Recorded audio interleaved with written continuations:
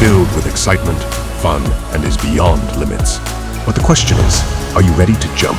If it is a yes, then you have jumped into the world of ultimate entertainment. Welcome to YOLO 247, a place of fun, indulgence, and endless surprises. जब से US Congress ने $60 अरब का military package block करा है और Hungary ने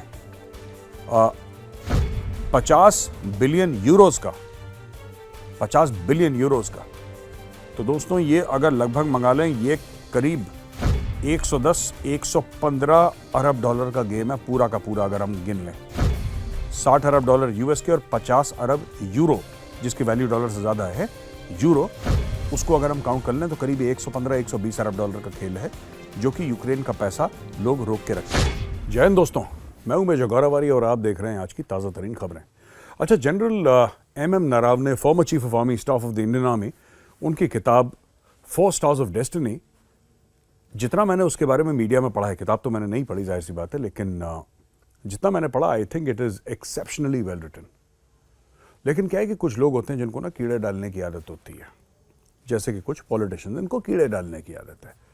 senior politician हैं, Congress party के मेंबर हैं, जयराम रमेश साहब, वो ट्वीट करते हैं, लगातार बयान दागते हैं और ये कहते हैं कि साहब अग्निपथ जो स्कीम है, अग्निपथ स्कीम से मतलब पूछा नहीं गया फौज से बिल्कुल पूछा नहीं गया कि अग्निपथ की स्कीम है क्या, और फिर अचानक फौज को इसके ऊपर थोप दिया गया है और ये कह रहे हैं कि बुलडोज थ्रू, इन्होंने वर्ड यूज करा है कि Agnipath scheme for short term recruitment into armed forces bulldoze through without meaningful consultations.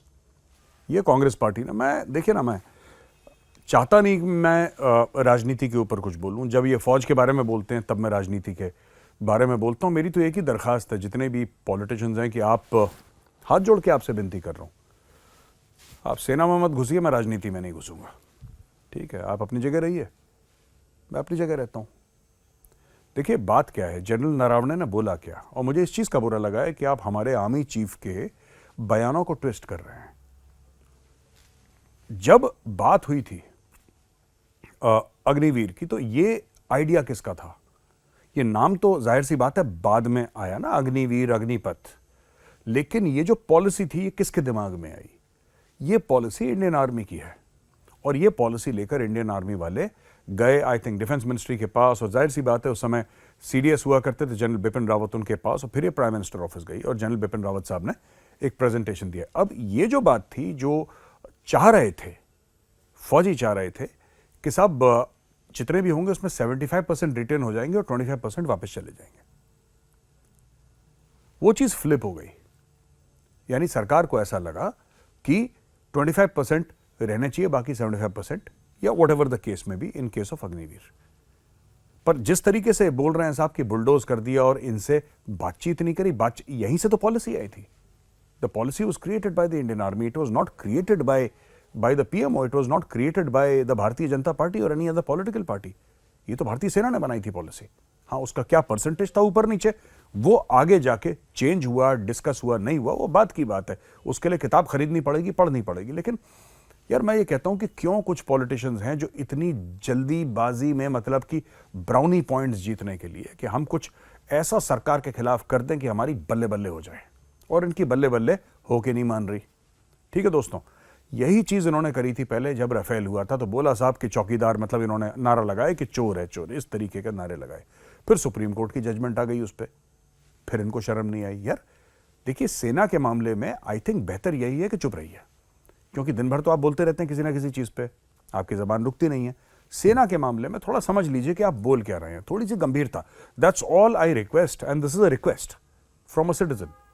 A little bit of seriousness, a little bit of gravitas, a little bit of weight in your words.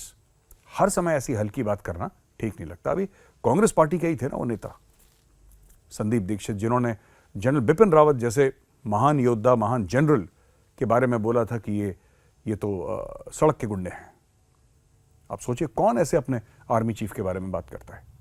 Nobody talks about their army chief like that, but a leader of the Congress party did. और फिर आप कहते हैं कि साहब, चलिए मैं ये कहता हूं कि आपने कहा ये सब, और आपने पॉलिटिक्स में ऐसा होता है, पॉलिटिक्स में बयानबाजी होती है। चलिए मैं ये भी मानने को तैयार हूं कि ये आपने जो जनरल नारावने के वर्ड्स ट्विस्ट करे या पहले जो आपने हमारे चीफ के लिए बुरा भला बोला, ये पॉलिटिक्स में होता है और पॉलिटिक्स में सरकार को कॉर्नर करने के लिए ये सब चीजें करनी पड़ती हैं। चलिए, आप ही कहते हैं आपका हक है बोलने का, बिल्कुल बोलिए, मैं कह रहा हूं 10 बार बोलिए, लेकिन भैया हाथ जोड़ के विनती है, चुनाव तो जीतिए। दुनिया भर का उल्टा सीधा बयान देने के बाद भी अगर आपको चुनाव हारने हैं तो फिर ऐसे बयान देने क्यों? बुरे भी बने, हार भी गए। आप कुछ तो जीतिए। आप बोलिए साहब हमने गलत बोला, हमने सेना को गाली दी, हमने सेनाध्यक्ष को गाली दी, हमने इसको गाली दी, हमने इसको ट्विस्ट करा, हमने ये प्रोपेगेंडा करा, ये गलत बात बोली, ये झूठ बोला, सब कुछ हमने करा, लेकिन अंत में साहब चलो हमने जो भी करा वो सब एक जगह, कम से कम चुनाव तो जीत, उसके बाद भी चुनाव हार रहे हो, ये तो गलत बात है। अच्छा दोस्तों, दूसरी खबर है यूनाइटेड स्टेट्स ऑफ अमेरिका से। कोलोराडो की सुप्रीम कोर्ट, कोलोराडो स्टेट है यूनाइटेड स्टेट्स ऑफ अमेरिका में, उसकी सुप्रीम कोर्ट ने बोला है कि साहब डोनाल्ड ट्रंप जो है वो वहां से चुनाव नहीं लड़ पाएंगे। मैं आपको एग्जैक्ट न्यूज बताता हूं। ये बोला है Colorado Supreme Court disqualifies former president Donald Trump from the states presidential ballot of 2024। ठीक है जी। और decision based on Trump's role in January 6, 2021 attack, जो यूएस के कैपिटल हिल पे अटैक हुआ था, डोनाल्ड ट्रंप के सपोर्टर्स आ गए थे और उन्होंने हल्ला बोल दिया था वॉशिंगटन के ऊपर, उसके लिए उनको बोला है कि नहीं साहब हम इनको डिस्क्वालीफाई करते हैं। तो यहां पे विवेक रामास्वामी जो इंडियन मूल के हैं वो भी प्रेसिडेंट के चुनाव के लिए लड़ रहे हैं, और ये डोनाल्ड ट्रंप भी रिपब्लिकन पार्टी के हैं और विवेक रामास्वामी भी एक रिपब्लिकन हैं। इन लोगों ने क्या बोला? विवेक रामास्वामी का कमेंट आया कि आई प्लेज टू विड्रॉ, ये देखिए इसको कहते हैं मॉरल कैरेक्टर। ठीक है जी। I pledge to withdraw from the Colorado GIP primary ballot until Trump is also allowed to be on the ballot, and I demand that Ron DeSantis, Chris Christie and Nikki Haley do the same immediately, or they are tacitly endorsing this illegal maneuver which will have disastrous consequences for our country. तो ये कह रहे हैं कि जो बाकी 3 Republican हैं उनको भी मना कर देना चाहिए। मैंने तो मना कर ही दिया है, ये तीनों भी मना कर दें। तो इससे क्या हुआ है कि स्टॉक विवेक रामास्वामी का अचानक शूट अप कर रहा है। ये ऐसा बंदा जिसको आज तक लोग इसके लिए अप्रिशिएट करते थे कि इसने यंग उम्र में बहुत पैसा कमाया, बड़ा सक्सेसफुल है, बड़ा क्लैरिटी ऑफ थॉट है, ये सब इस चीज के लिए अप्रिशिएट करते थे। अब लोग कह रहे हैं कि इसकी इंटेग्रिटी भी अच्छी है। इसने बोला मैं भी खड़ा नहीं होऊंगा, तो काफी इसको सोशल मीडिया पर मैं देख रहा था, बहुत एप्रिसिएशन इसको मिला है कि ये अपनी जबान का पक्का है। तो I think this is something very good that he has done. I am talking about Vivek Ramaswamy here, who is fighting elections to be the president of the United States. Ukraine military को बहुत दोस्तों बड़ा प्रेशर आया Ukraine military के पास, और Ukraine military ने फिर बोला है कि 5 लाख सोल्जर हमें करने हैं और मिलिट्री मोबिलाइज करने हैं। तो यूएस की यूक्रेन की मिलिट्री, माफ कीजिएगा, यूक्रेन की मिलिट्री ने बोला है 5 लाख। तो जेलेंस्की ने बोला है कि ये मामला सेंसिटिव है और कॉस्टली भी है, और इसके लिए मुझे डिटेल चाहिए पूरी की पूरी की कि इसका करेंगे क्या, कैसे होगा, क्या होगा, क्योंकि 5 लाख ऑलरेडी फ्रंट पे लड़ाई लड़ रहे हैं। और जब से यूएस कांग्रेस ने $60 अरब का मिलिट्री पैकेज ब्लॉक करा है और हंगरी ने 50 बिलियन यूरोज का, तो दोस्तों ये अगर लगभग मंगा लें, ये करीब 110-115 अरब डॉलर का गेम है पूरा का पूरा। अगर हम गिन लें 60 अरब डॉलर यूएस के और 50 अरब यूरो, जिसकी वैल्यू डॉलर से ज्यादा है यूरो, उसको अगर हम काउंट कर लें तो करीब 115-120 अरब डॉलर का खेल है, जो कि यूक्रेन का पैसा लोग रोक के रखे हैं। और जेलेंस्की ने बोला कि औरतों को अभी तक हम मोबिलाइज नहीं करेंगे लड़ने के लिए, लेकिन उसने बोला कि हालत हमारी बड़ी पतली है और अगर हमें जल्दी से मदद नहीं मिली तो फिर यूक्रेन हार भी सकता है ये लड़ाई। और आखिरी खबर है नवाज शरीफ की। पूर्व प्रधानमंत्री पाकिस्तान के नवाज शरीफ का यह कहना है दोस्तों कि we have shot ourselves in the foot. उनका यह कहना है कि साहब देखिए, हम जो बात कर रहे हैं ना इस वक्त कि पाकिस्तान का बेड़ा ही गर्क हो रखा है, पाकिस्तान की इकोनॉमी, पाकिस्तान की डिप्लोमेसी, पाकिस्तान की पॉलिटिक्स, सेफ्टी, सिक्योरिटी, ये सबका जो बेड़ा गर्क हो रखा है, इसमें ना यूएस का हाथ है, यानी कि अमेरिका का हाथ है, ना भारत का, ना अफगानिस्तान का, इसमें हमारा हाथ है और हम लोगों ने ही पाकिस्तान का बेड़ा गर्क कर दिया है। We have shot ourselves in the foot. फिर वो हवाला देने लगे साहब कि 1993, 1999 और 2017 में वो कहते हैं मेरी सरकार गिराई, और 2017 में जनरल फैज हमीद ने मेरी सरकार गिराई। 2018 में आपको याद होगा इमरान खान बन गए प्राइम मिनिस्टर नवाज शरीफ की सरकार गिराने के बाद।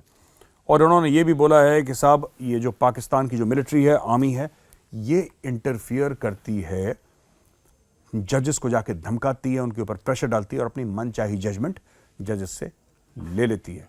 तो दोस्तों ये थी स्टोरी नवाज शरीफ की। बहुत बड़ा बयान है और बहुत हिम्मत चाहिए कम से कम ये कहने के लिए कि जी पाकिस्तान का बेड़ा गर्क पाकिस्तानियों ने करा है, बाहर से किसी ने साजिश नहीं करी, किसी को टाइम नहीं है फालतू का कि अपना घर का काम वाम छोड़ के आ जाए और पाकिस्तान के खिलाफ साजिश करे। ये नवाज शरीफ ने नहीं बोला, ये मैं बोल रहा हूँ क्योंकि मेरे दिल की आवाज़ है। लेकिन हाँ, नवाज शरीफ ने ये ज़रूर बोला कि we have shot ourselves in the foot, यानी कि हमने खुद को ही भारी नुकसान पहुंचाया है।